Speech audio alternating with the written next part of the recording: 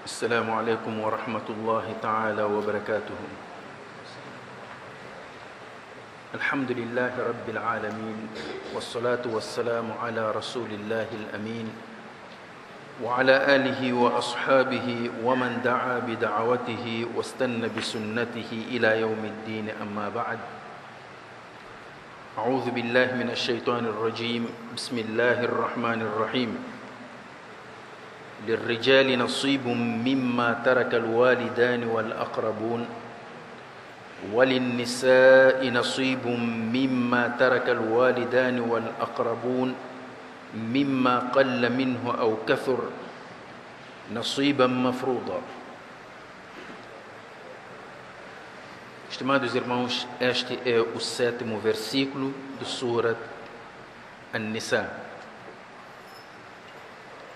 Mas antes de entrarmos diretamente para o tafsir deste versículo, é importante contextualizarmos e conhecermos um pouco as circunstâncias que ditaram a revelação deste versículo. Este versículo, na verdade, veio responder e veio trazer solução de um problema que naquela altura já existia. Nós dissemos que o Islã, quando chegou, retirou do povo árabe os muçulmanos, porque o Islã não foi buscar pessoas de outro planeta. Encontrou uma sociedade, era a sociedade árabe, e daquela sociedade começou a convidar as pessoas para o Islã. Portanto, esta primeira geração, que constitui já o primeiro embrião do Islã, não é? Então, tinha como missão e tinha responsabilidade de operar estas transformações, criar uma nova sociedade com suas instituições sociais completamente diferentes e novas para a sociedade árabe. E uma das coisas que o Islã encontrou era a questão da sucessão, questão da partilha da herança.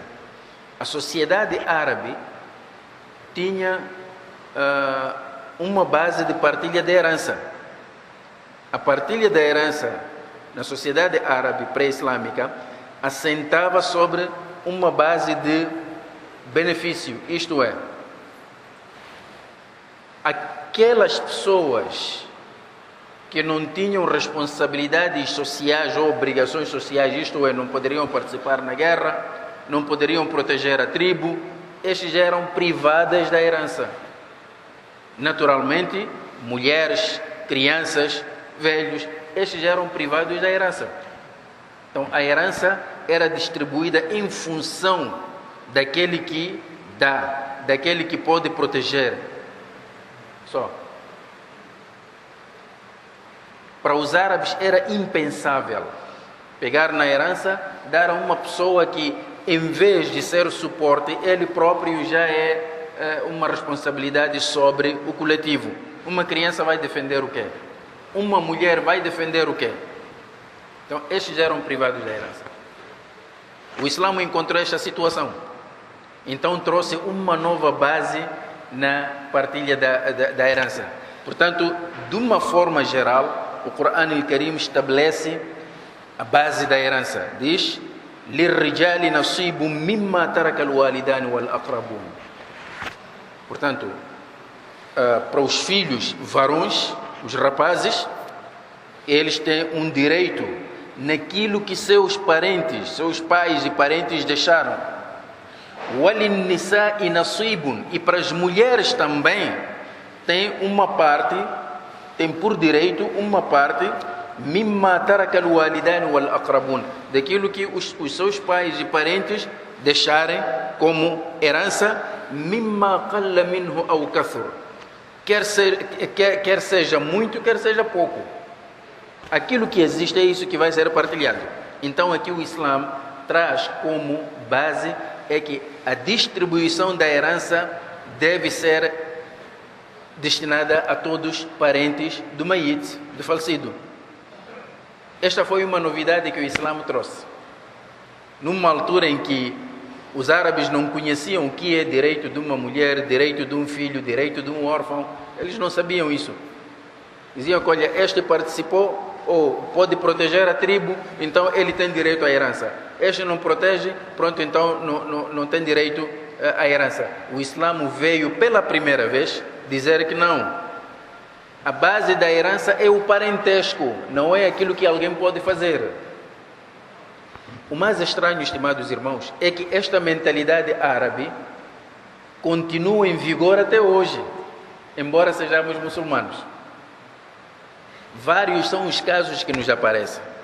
Uma vez fui abordado ainda mais sobre esta questão da herança, em que alguém dizia que, olha, Sheikh, eu queria saber uma coisa. O meu pai, quando esteve doente, eu, que sou o filho mais novo, eu é que cuidava do meu pai.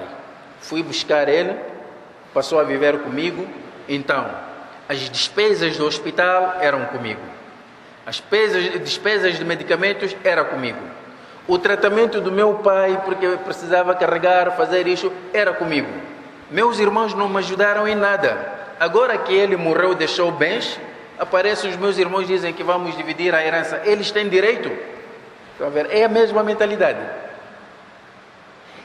Este irmão acha que ele é o único merecedor da herança do pai, simplesmente porque foi ele quem cuidou do pai.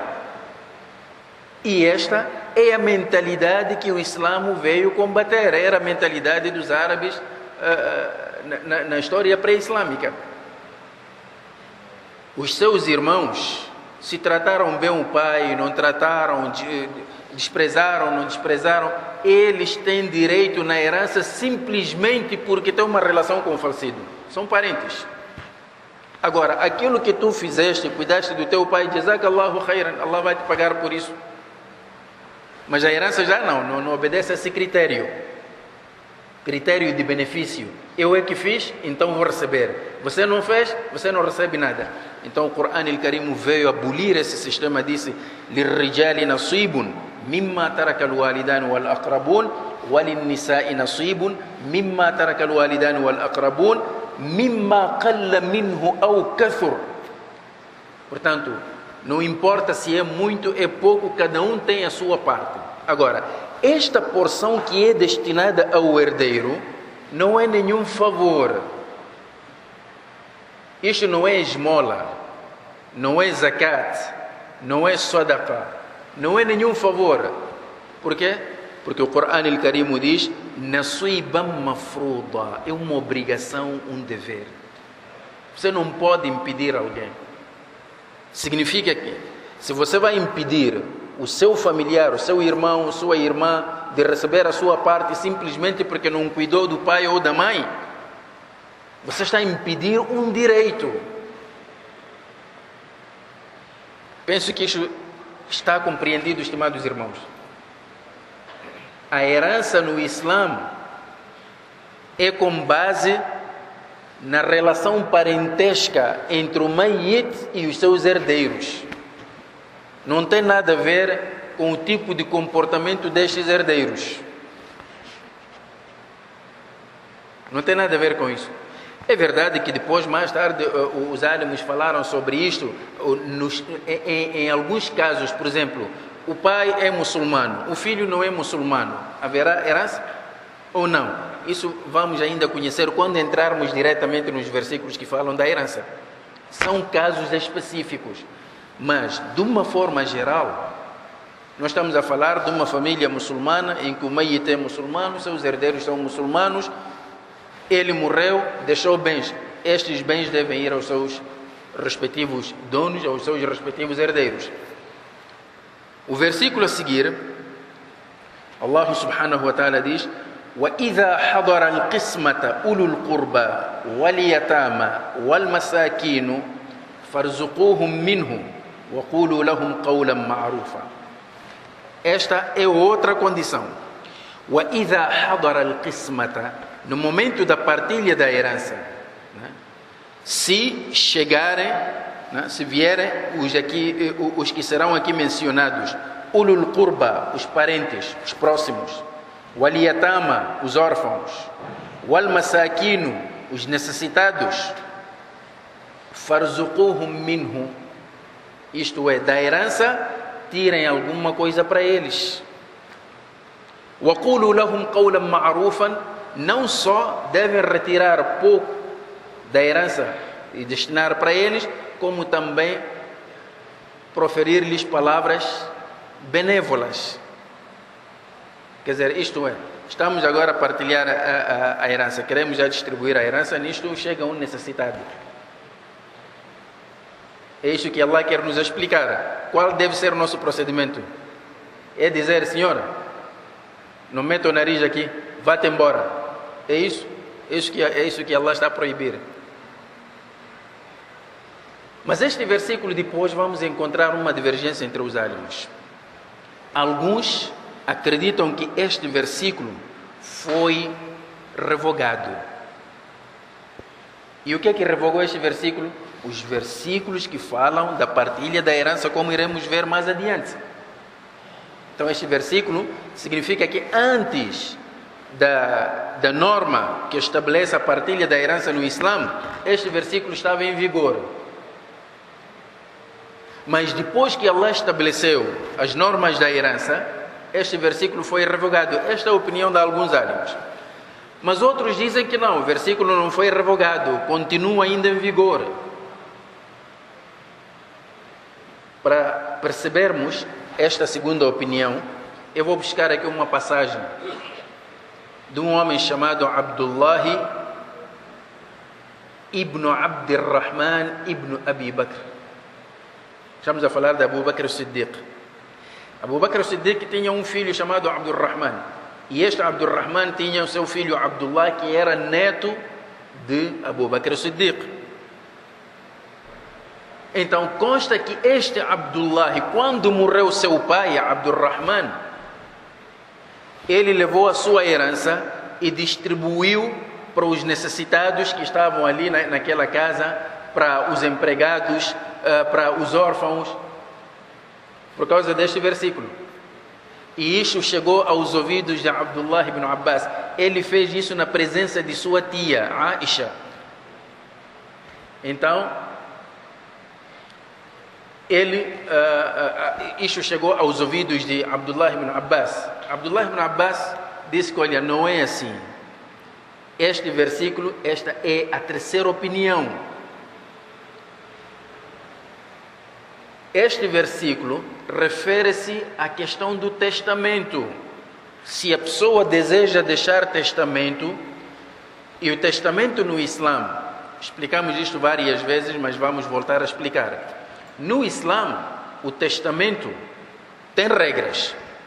Não pode constar no testamento alguém que tem direito à herança. Não pode constar no testamento alguém que tenha direito à herança.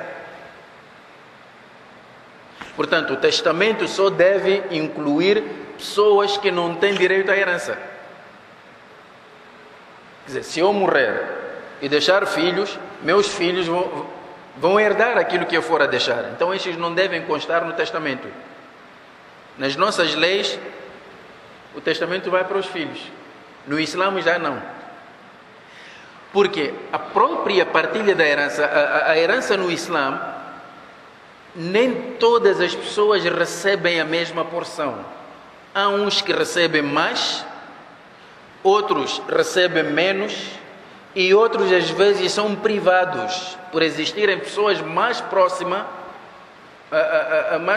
ao Mayit. Talvez para darmos um exemplo.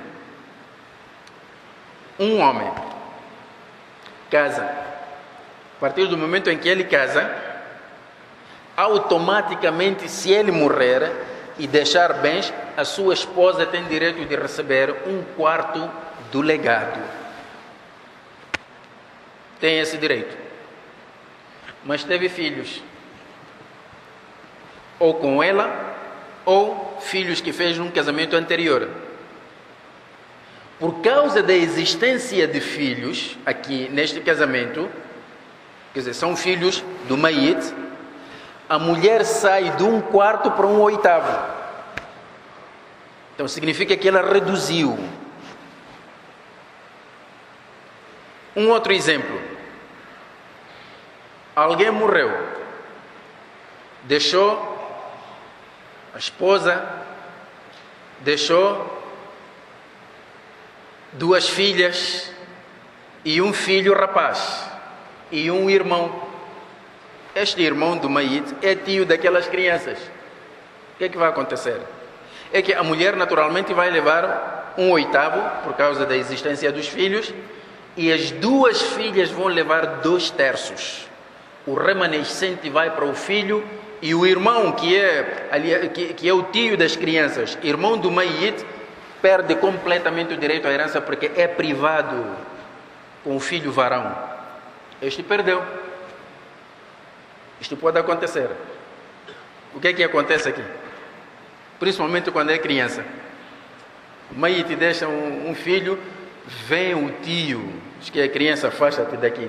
Esse teu pai para estudar, eu é que paguei os seus estudos. Ele vivia comigo. Eu mandei ele para a Alemanha estudar. Hoje já tem PhD. Eu é que fiz. Agora, como é que você, criança, parece que quer me passar aqui em cima? Você não sabe que eu represento o teu pai? O Islã diz que, olha, tudo isso não tem validade nenhuma. O senhor simplesmente está privado por causa deste rapaz. E ele aparece e diz que, olha, e tudo aquilo que eu fiz para o meu irmão, vamos dizer, Jazakallahu khairan. Pode ir. Allah que vai te recompensar. Não é a herança que vai te recompensar. Que tal se isso acontecer agora nas nossas famílias? É uma 3ª guerra mundial. Então, neste caso, este tio, que é irmão do Mayit, que perdeu o direito de herdar, e ele em vida, sabendo que meu irmão, por causa deste filho, vai perder o direito à herança, pode constar no testamento. Então, este versículo, segundo a opinião de Abdullah ibn Abbas e mais outros ánimos, né, disseram que este versículo é válido, mas é válido para a questão de testamento. Isto é, quando chegar a partilha da herança, porque o problema das pessoas foi esta palavra, wa idha hadara, quando chegarem. Então as pessoas pensaram que é assim, no momento da partilha, quando aparecerem necessitados, órfãos, parentes que não têm direito à herança, mas acham que vão aparecer. É que nessa altura fechamos as portas, ninguém vai entrar. Como é que um necessitado vai adivinhar que naquela casa há partilha da herança para poder ir lá aproximar? Não, é por esta razão que aqui Abdullah ibn Abbas explicou que isto refere-se à questão do testamento. Isto é, se eu sei que tenho bens e depois da minha morte alguns dos meus parentes não vão poder receber a herança por certas circunstâncias que iremos conhecer, então eu posso deixar um testamento, e o testamento não deve exceder 1/3. Destina-se àquelas pessoas. Prontos. E falar-lhes também palavras benévolas, palavras boas. É isso que o versículo está a dizer, wa idha hadara al-qismata. Isto é, quando chegar o momento da partilha da herança e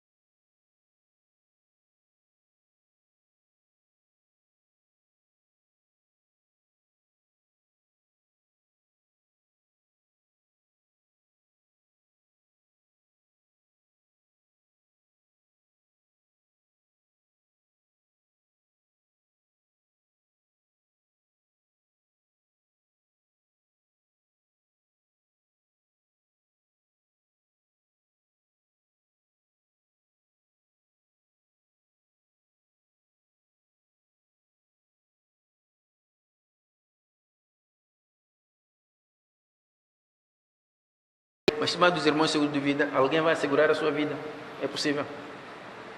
Diz que não é assegurar a minha vida, né? Não é nesse sentido. É que quando eu morrer, então este dinheiro que eu vou pagando vai beneficiar os meus familiares. Não sei se vai beneficiar, estimados irmãos, porque muita gente também guardou e hoje viram o que aconteceu com o nosso banco. Depois, o que vai beneficiar aqueles?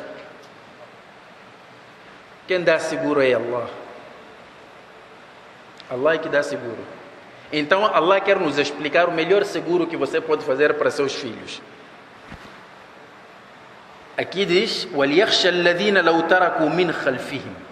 Quer dizer, aqueles que sabem que ao morrerem vão deixar descendentes fracos, ضعافا, sem proteção nenhuma.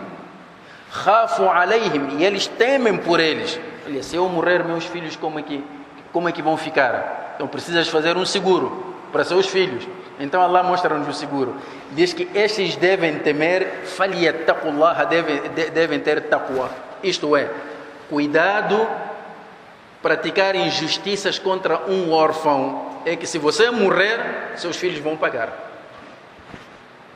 Quer dizer, a mesma situação que você está a temer em relação aos seus filhos, não faça isso para um órfão. É assim que os sahabas depois perceberam que afinal de contas isso tem troco. Você trata mal um órfão, tem troco. Então, se você está a temer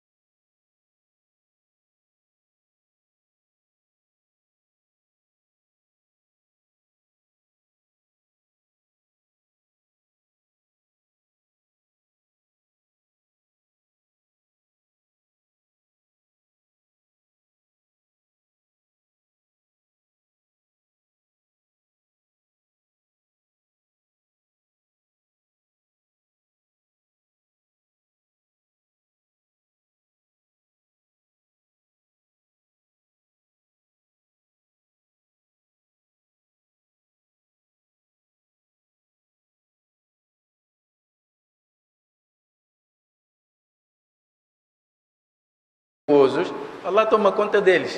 Agora, se forem injustos, delinquentes, não vou deixar nada para ajudá-los na delinquência. Um pensamento completamente diferente do nosso. Nós pensamos assim: não, é preciso deixar alguma coisa para os miúdos, então vamos deixar aí uma conta bancária bem gorda para os nossos filhos. A verdade é que cada um vive que nem um escravo a preparar o futuro dos filhos. E estes filhos também, por sua vez, vão de novo viver como escravos a preparar o futuro dos filhos deles. Ninguém senta a dizer: olha, chega aquilo que meu pai fez para mim. Cada um vem com o seu rizqui, quando acaba aquele rizqui vai embora. Isto pode parecer coisa de outro mundo, mas, estimados irmãos, é isso. O capitalismo não nos ajuda a percebermos estas coisas, por causa do materialismo excessivo. Então, aqui é preciso ter temor a Allah. فَلْيَتَّقُوا اللَّهَ وَلْيَقُولُوا قَوْلًا سَدِيدًا. O versículo a seguir, que é o último que vamos abordar agora, na segunda-feira, ou na semana passada, na quarta-feira, nós abordamos aqui o perigo de consumir o patrimônio de um órfão. O que isso representa no Islã? Então, este versículo 10 vem nos explicar.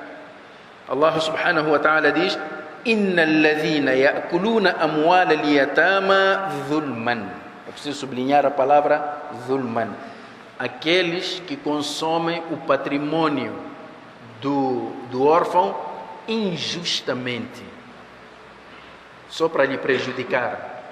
Ganância, que é a doença do século. Ganância.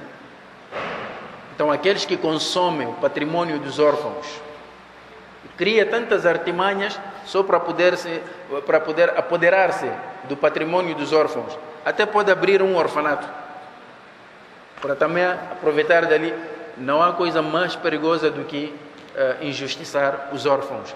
Então, aqueles que fazem isso, então que saibam que innama ya'kuluna fi butunihim nara, na verdade o que eles estão a consumir, o que eles estão a introduzir em seus estômagos é o fogo do inferno.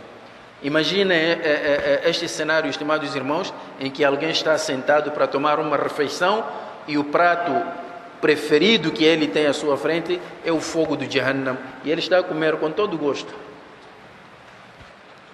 Como não bastasse, ainda vai pedir sobremesa, também de fogo. Onde é que vai parar?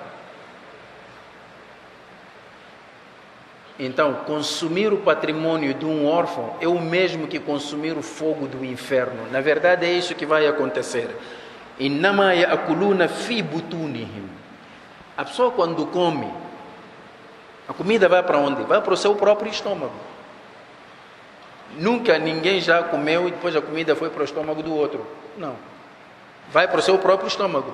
Então, qual é a necessidade de Allah trazer aqui a palavra fi butunihim? Come em seus estômagos. Isto é exatamente para trazer esta imagem horrível em que alguém está sentado a comer fogo, prejudicando a si mesmo. Tal como a comida beneficia a pessoa que come, e o fogo também vai prejudicar a própria pessoa que pratica isto. Innama ya'kuluna fi butunihim naran. Uma coisa é estar a consumir o fogo, mas fora do Jahannam. E o versículo diz que não. Ele vai consumir o fogo, mas não fora do Jahannam. Por quê? وَسَيَصْلَوْنَ سَعِيرًا. Ele estará a consumir esse fogo e ele mesmo dentro do fogo. Sim, não pode. Você não entra num hotel, compra para vir comer fora. Né? Você comprou fogo. Você adquiriu fogo para comer. E qual é o melhor sítio para consumir esse fogo? Allah diz que é lá mesmo no fogo. Para completar o cenário todo horrível. Então, estimados irmãos, depois desta introdução, inshallah ta'ala, na quarta-feira, inshallah, vamos começar já a abordar os versículos que estabelecem as normas que regem a herança e a partilha da herança no Islã. Jazakumullahu khairan. Wassalamu alaikum wa rahmatullahi ta'ala wa barakatuh.